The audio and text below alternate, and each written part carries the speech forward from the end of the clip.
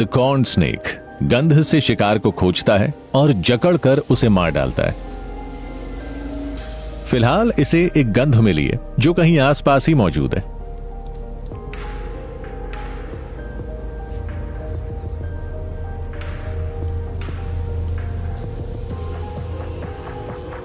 आसपास होने के बाद भी सांप को थोड़ी परेशानी हो रही है।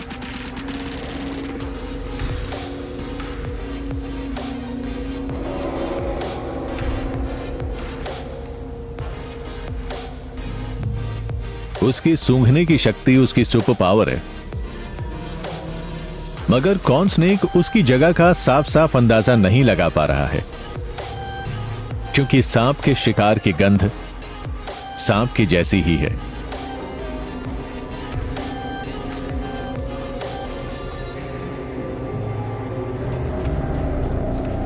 बीच माउस ने खुद को सांप की स्किन से रगड़ने की जो चाल चली थी, उसने उसे सबसे बड़े खतरे से बचा लिया है। तूफान आने वाला है, इसीलिए मेल वापस अपने बिल में चला जाता है। मगर यह एक खतरनाक फैसला है।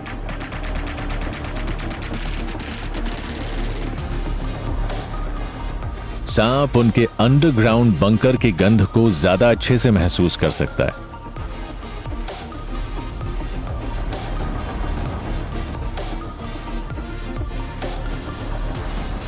फीमेल देख रही है कि सांप चोरी छिपे उसके पार्टनर का शिकार करने जा रहा है, लेकिन ये चालाक चूहे भी अपने बचाव का कोई ना कोई तरीका ढूंढ ही लेते हैं।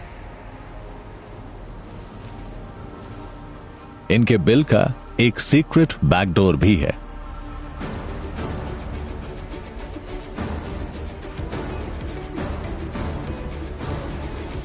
बेचारा ये सांप बिना शिकार के ही लौट आता है,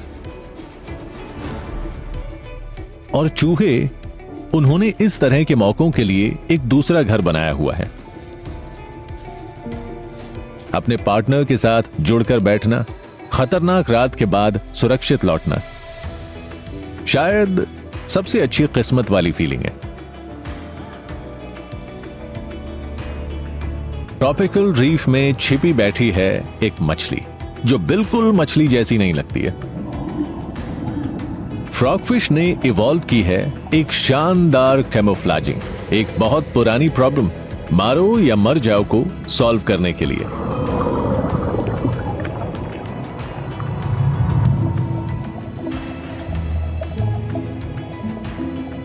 इसकी करीब 60 अलग अलग प्रजातियां मौजूद हैं जो खुद को ढाल लेती हैं रॉक्स, कॉरल्स और वीड्स में।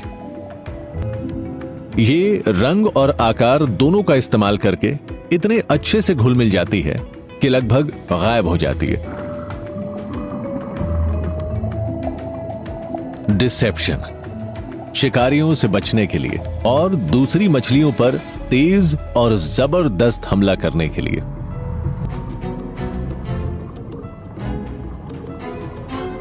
हर सुबह ये फ्रॉगफिश काम पर निकल जाती है।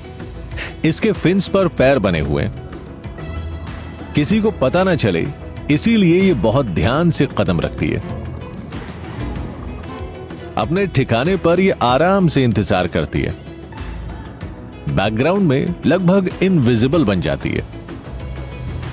ये तेज मछलियों को पकड़ने के लिए बहुत ही कम रफ्तार वाली है, इसीलिए ये मछलियां फिशरमैन बन गई हैं, एक होममेड फिशिंग रॉड का इस्तेमाल करके। इसने स्पाइन के कोने पर फ्लैश का पीस उगा लिया पास से गुजरते हुए शिकार को लुभाने के लिए। मगर शिकार बहुत ही सावधान है। फ्रॉगफिश को अपने शिकार को फंसाना नहीं होता है, उसे बस उसका ध्यान खींचना होता है। बड़ा सा मुंह खोला और मछली पेट के अंदर। पलक झपकते नहीं, बल्कि पलक झपकने से 25 गुना तेज रफ्तार से।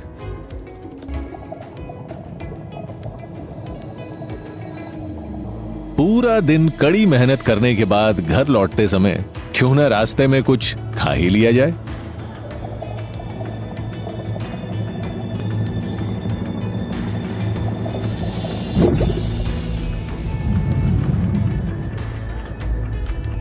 फ्रॉग फिश को आमतौर पर ज्यादा मुश्किल नहीं होती है, क्योंकि वो अपने से 2 गुना साइज की मछली को आराम से निगल सकती हैं।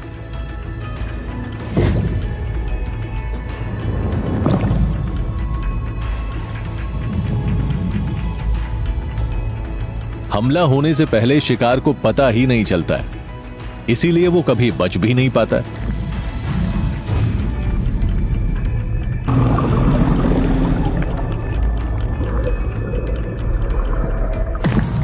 मछली पकड़ने का एक शानदार स्पॉट, ढेर सारा फास्ट फूड और टहलते हुए घर जाना। फ्रॉग फिश की जिंदगी का परफेक्ट दिन।